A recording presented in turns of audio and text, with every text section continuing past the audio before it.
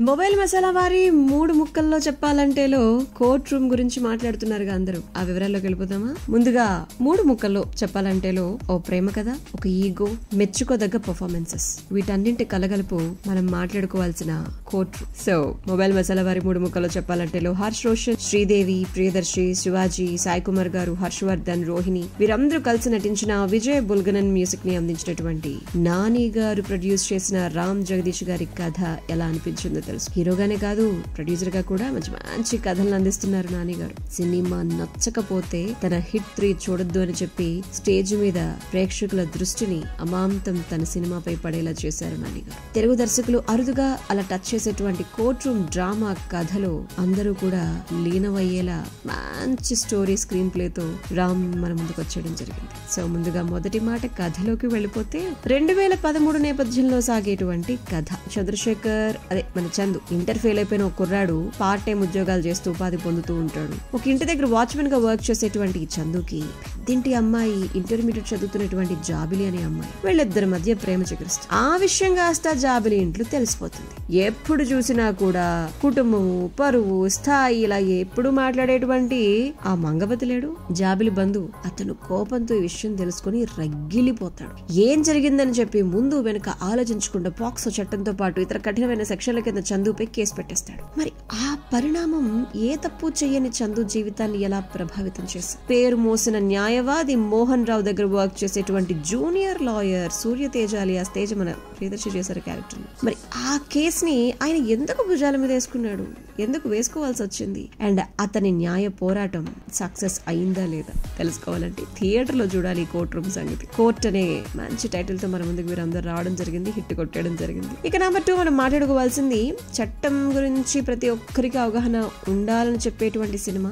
మన చట్టాల్లో చాలా మందికి తెలియని సెక్షన్ల చుట్టూ తిరిగేటువంటి కథలతో ఎన్నో తరచూ సినిమాల్ని, కథల్ని మనం వెండితెరపై చూస్తూనే ఉన్నాం. ఓటీటీలో కూడా చాలా వచ్చేసాయి. మరి ముఖ్యంగా మాట్లాడుకుంటే ఒక నాంది కావచ్చు, పవన్ కళ్యాణ్ గారి వకీల్ సాబ్ కావచ్చు, ప్రేక్షకులు బాగా అలరించినటువంటి కథలు. మరి ఆ కోవలోకి వచ్చినటువంటి ఈసారి ఈ సినిమా ఈ పాక్సో చట్టం. అయితే కొంతమంది అయితే గనక ఆ చట్టాన్ని దుర్వినియోగం చేస్తున్నటువంటి తీరు గురించి కూడా ఈ సినిమా చర్చించింది అనేటువంటి విషయాన్ని మనం చెప్పుకోవాలి. ఒక అందమైన టీనేజ్ బ్యూటిఫుల్ లవ్ స్టోరీతో ముడిపడినటువంటి కథ కాస్త ప్రత్యేకంగా నిలబడింది. ఎందుకంటే ఫస్ట్ హాఫ్ అంతా సినిమా దాదాపు మనం ప్రేమ కథ చుట్టూనే చూస్తూ ఉంటాం అనమాట.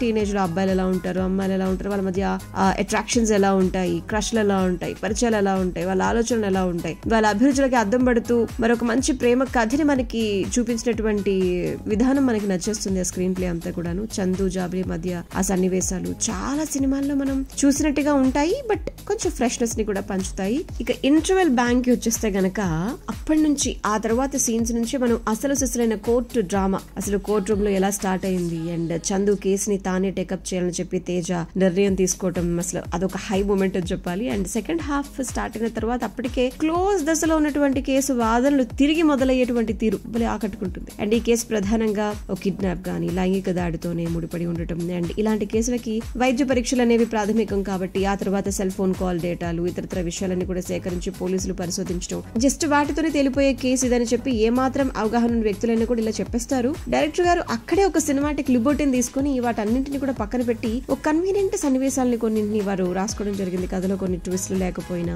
పాక్సో చట్టం గురించి చెప్పడం, ఇందులో లొసుగుల్ని ఎత్తి చూపించడం, ఎవరి కోసం చట్టాలు వస్తున్నాయో వాళ్ళకైనా ఆ చట్టాలపైన అవగాహన ఉంటుందా లేదా అంటూ ఆయన ప్రశ్నించినటువంటి ఆ క్వశ్చన్ చేసినటువంటి విధానం అనేది సెకండ్ హాఫ్ కి మనం హైలైట్ అని చెప్పుకోవాలన్నమాట. అండ్ ఒక చట్టంపై అవగాహన కల్పించాలన్న దర్శక నిర్మాతల ప్రయత్నాన్ని కంప్లీట్ గా నెరవేర్చినటువంటి సినిమా అనమాట. ఒక ప్రేమ కథ, కుటుంబ నేపథ్యం మరి ఈ కథలో బాగా గట్టి ప్రభావాన్ని చూపిస్తాయని చెప్పుకోవాలి. ఇక ముఖ్యంగా 3వ మాట కథలోకి వెళ్ళిపోతే, అంటే ఎవరెవరు ఎలా చేశారు అనేటువంటి విషయంలోకి వెళ్ళిపోతే, బలమైన స్ట్రాంగ్ క్యారెక్టర్స్ డిజైన్ చేసుకున్నటువంటి స్క్రిప్ట్ అన్నిటికన్నా హైలైట్ అని చెప్పాలి. ఇక్కడ దానితో తెరపై కనిపించేటువంటి నటులందరూ కూడా సినిమాపై మంచి ఇంపాక్ట్ ని క్రియేట్ చేస్తారు. హర్ష రోషన్ గారు, శ్రీదేవి వాళ్ళిద్దరు క్యూట్ లవ్ స్టోరీ అయితే గనక వాళ్ళ ప్రేమ జంట వాళ్ళు వాళ్ళ పాత్రలో మునిగిపోయారు, ఒదిగిపోయారు అని చెప్పాలి. అండ్ జూనియర్ లాయర్ సూర్యతేజగా అలియాస్ తేజగా ప్రియదర్శి గారు కూడా ఆకట్టుకుంటారు తన పర్ఫార్మెన్స్ తో. కోర్ట్ రూమ్ సన్నివేశాలు ఆయన్ని హీరోగా నిలబెట్టేశాయని చెప్పాలి. ఆయనకి సీనియర్ గా నటించినటువంటి సాయి కుమార్ గారు నల్లకోటు అంటేనే దాగి ఉన్న ప్రశ్న అంటూ చెప్పేటువంటి తీరైతే గనక హైలైట్ అన్నమాట.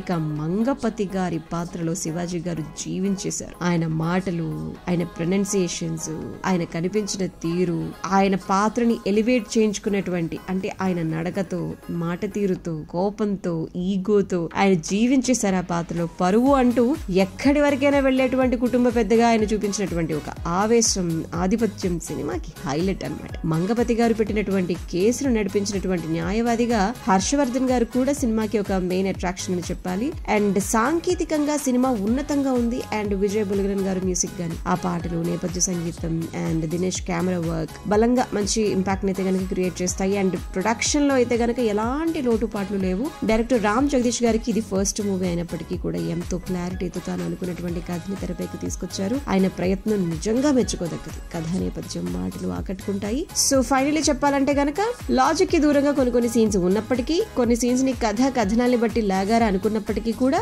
కథ, నేపథ్యం అండ్ ఫస్ట్ హాఫ్ లో కనిపించేటువంటి ఆ ప్రేమ కథ, యాక్టర్స్, వాళ్ళ పర్ఫార్మెన్సెస్ ఈ కేస్ ని, ఈ కోర్ట్ ని హిట్ అయ్యేలా చేసేసాయి అనమాట. సో కేస్ ఆఫ్ లవ్ నిజంగానే కోర్ట్ అందరికీ నచ్చి తీరుతుంది అంటలో ఎలాంటి సందేహం లేదు. ఇక సునీతగా నా రేటింగ్ అయితే గనక 3 points.